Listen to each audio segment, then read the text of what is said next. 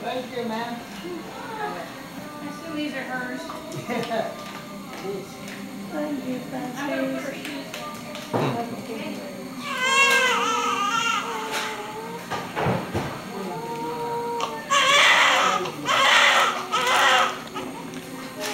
shoes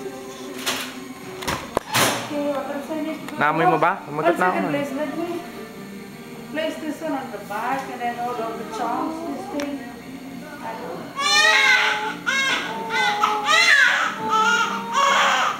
Ayaw sa nanay.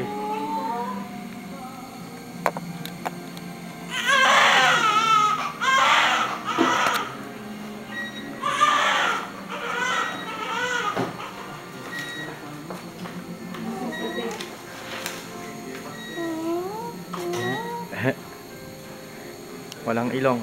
Sa nanay yan. Lah.